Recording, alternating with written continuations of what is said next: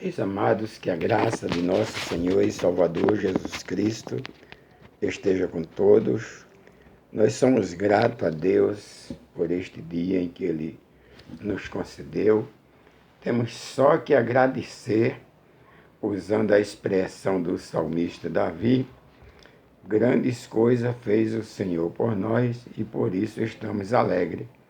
Meu querido, eu gostaria de convidar você para, neste dia, a gente estar lendo a palavra de Deus, palavra que é viva, palavra que é eficaz, a palavra poderosa.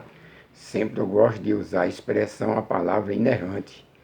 Eu convido você para você junto aí, unir-se a um membro da sua família e a gente ler, nós lermos esta palavra que é poderosa. Diz assim a palavra de Deus em Atos capítulo 9. E Saulo, respirando ainda ameaça e morte contra os discípulos do Senhor, dirigiu-se ao sumo sacerdote e pediu-lhe carta para Damasco, para as sinagogas, a fim de que se encontrasse alguns daquela seita, que homem, que mulher, os conduzisse preso a Jerusalém. Que o bendito Deus aplique a sua palavra nos nossos corações. Meus amados, na verdade, este texto é um texto conhecido de muitas pessoas, e esse texto fala de um homem, o nome desse homem é Saulo de Tarso. Ele vivia na cidade de Tarsus, e por isso ele ganhava o nome de Saulo de Tarso. Mas, meus irmãos, a Bíblia diz que esse homem ele era um homem perseguidor, um homem que atacava o cristianismo, atacava as pessoas. Era um homem bastante agressivo quando se trata de igreja, quando se trata de povo de Deus. E a Bíblia diz que esse homem, ele ameaçava as pessoas, ele batia nas pessoas, espancava, deixava a pessoa meia morta. E a Bíblia diz que ele resolve agora pedir carta, ir para Damasco e pedir carta branca lá nas sinagogas, a fim de que se encontrasse alguém que é daquela seita, que homem, que mulher, os conduzisse preso a Jerusalém.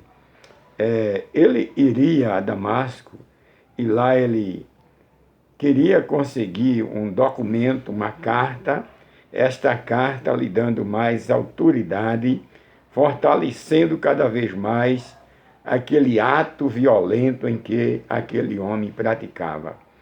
E esta carta ela seria dada pelo sacerdote. Como eu falei, com esta carta ele teria mais autonomia, entre aspas, teria mais segurança. E por isso acontecia nesses casos de cada vez mais ele estar se fortalecendo aí violentamente falando contra as pessoas cristãs. Ele encontrava que homem, que mulher, que fosse cristão, ele o conduzia preso a Jerusalém. Era uma situação extremamente difícil, né? Bastante complicada, mas nós servimos a um Deus, que esse Deus ele é tremendo. Esse Deus é um Deus grande, poderoso, e ele tem cuidado do seu povo. Deus nunca abandonou o seu povo. E a Bíblia diz que esse homem, Saulo de Tarso, indo no caminho, aconteceu que chegando perto de Damasco, lhe cercou um resplendor de luz do céu.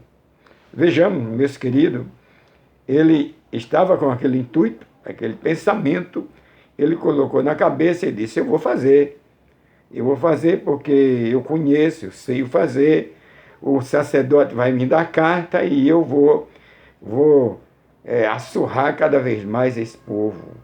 E a Bíblia diz que indo ele ao caminho, chegando perto de Damasco, o cercou um resplendor de luz do céu. E esse resplendor não era nada mais, nada menos do que Jesus. A Bíblia diz que Jesus, naquele caminho, ele tem um encontro com aquele homem que estava com um pensamento tão assim, podemos dizer, voltado para o mal, para os cristãos, e Jesus aparece a ele. E a Bíblia diz que ele, caindo em terra, ouviu uma voz que lhe dizia: Saulo, Saulo, por que tu me persegue? A Bíblia diz que ele, quando esse resplendor, a luz do céu, aparece sobre ele, a Bíblia diz que ele caiu em terra e ouviu uma voz que dizia: Saulo, Saulo, por que tu me persegue? Essa voz era Jesus, perguntando a ele: Saulo, Saulo, por que tu me persegue? E ele disse: Quem és, Senhor? E disse o Senhor: Eu sou Jesus a quem tu persegue. Dura para ti ser contra os aguilhões. E ele, respirando e atônico, disse: Senhor, que queres que faça? E disse-lhe o Senhor: Levanta-te e vai à cidade, e lá te será dito o que convém fazer. Jesus manda que ele vá à cidade, ele não podia andar, ele estava aí sem ver, sem ouvir, e a Bíblia diz que ali, de imediato, aparecem alguns varões, e a Bíblia diz que aquele homem é conduzido, Saulo de Tarso, é conduzido para Jerusalém, para o destino em que ele ia, Jerusalém, e ali ele é conduzido por 4 homens. E a Bíblia diz que, ouvindo a voz, os homens ouviam a voz e vendo, e não vendo ninguém. Aqueles homens ouviam a voz, mas não via ninguém. E Saulo levantou-se da terra e, abrindo os olhos, não via ninguém. E, guiado por mão daqueles que os conduziram a Damasco. E a Bíblia diz que Saulo esteve ali 3 dias e 3 noites, não comeu nem bebeu. E havia em Damasco um certo homem, discípulo, chamado Ananias. E disse-lhe o Senhor em voz, ou em visão, Ananias. Ele lhe respondeu: Eis-me aqui, Senhor. Quando Jesus se apresenta ali, próximo a Damasco, um certo discípulo, por nome de Ananias, a Bíblia diz que o Senhor, em visão, ele aparece a Ananias. Veja o trabalhar de Deus como é, né? Como Jesus trabalha, como Jesus é lindo. Em visão, a Ananias, e ele disse, e ele respondeu: Eis-me aqui, Senhor. Ananias agora, aquele discípulo, ele agora se predispõe a ajudar Jesus nesta área, nesta luta aí com aquele homem. E a Bíblia diz que, no verso 11, o Senhor, e disse-lhe o Senhor: Levanta-te e vai à rua chamada direita e pergunta lá em casa de Judas por um homem, Saulo de Tarso, pois eis que ele está orando. Jesus aí diz: olha, levanta-te, vai lá a Damasco, entra na casa de um homem chamado Judas e pergunta pelo Saulo de Tarso, que ele já está orando, Ananias já está orando.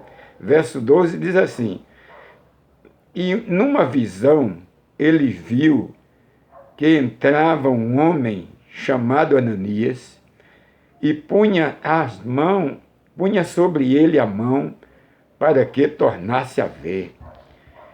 Jesus, ele diz: envia Ananias, e Ananias vai estender as mãos sobre aquele homem, porque aquele homem haveria de ser uma nova criatura, um homem transformado. Verso 13, e respondeu Ananias: Senhor, de muito se ouve acerca deste homem, quantos males tem feito aos santos em Jerusalém. Essa foi a palavra do discípulo Ananias para Jesus. Respondeu Ananias e disse: Senhor, de tantos que se ouve acerca deste homem, quantos males ele tem feito aos teus santos em Jerusalém?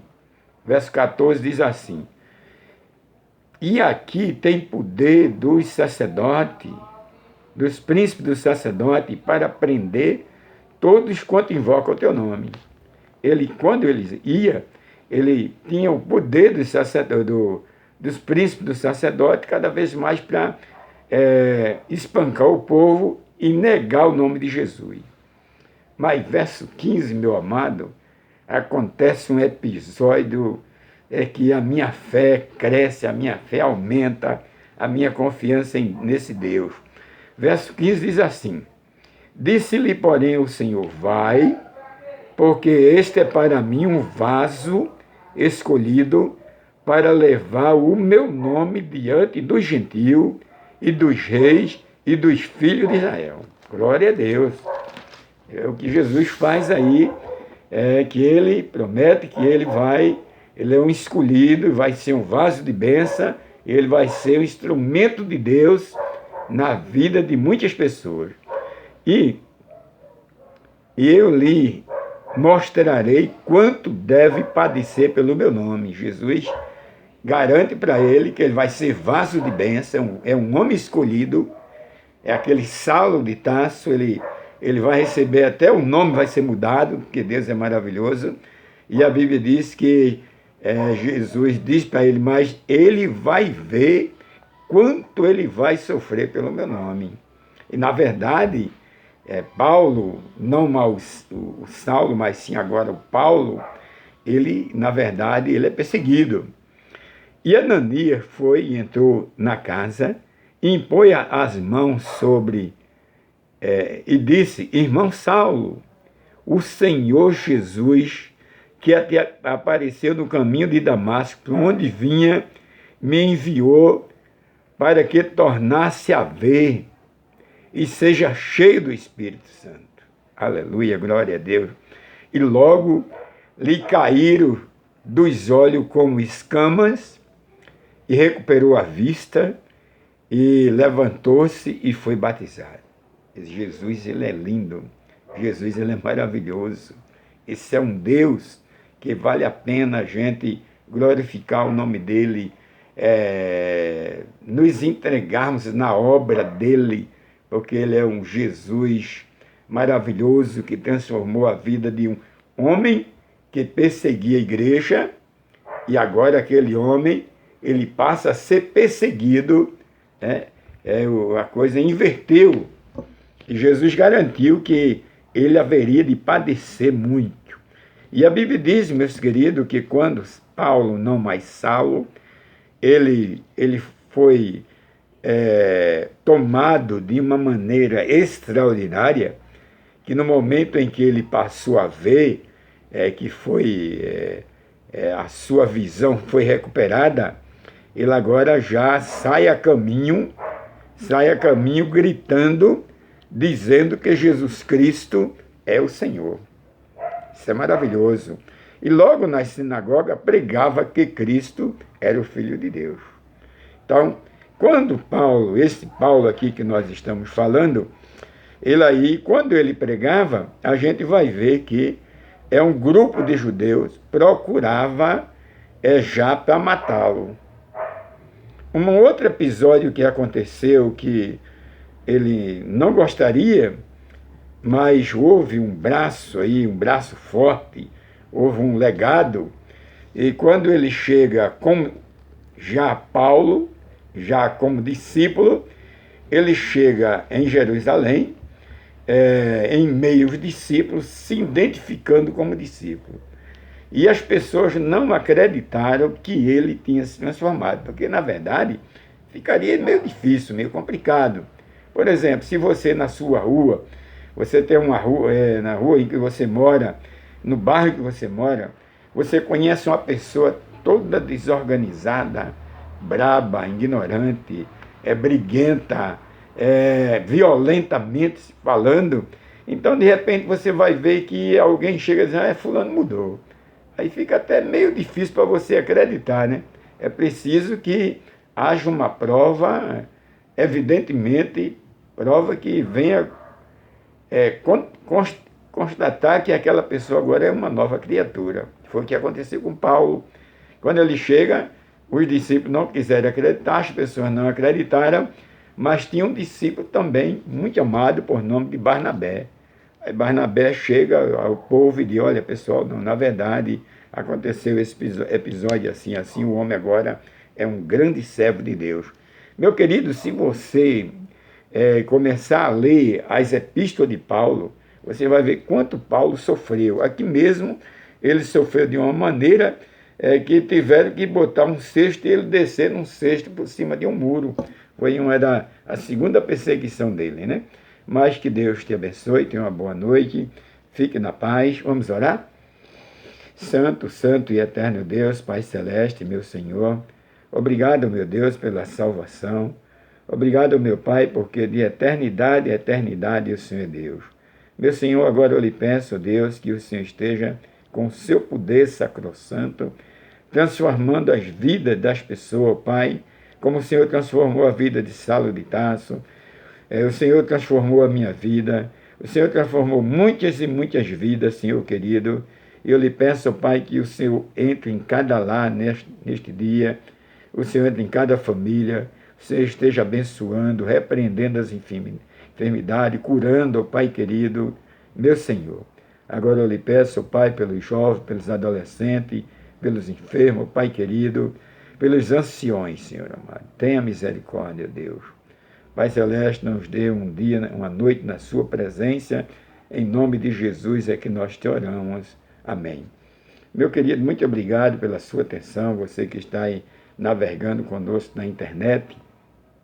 Se você puder e querer, você inscrever-se nesse canal, inscreva aí nesse canal, dê um link, deixa aí o seu comentário, pastor Antônio José Pereira, que ele te abençoe, fica na paz.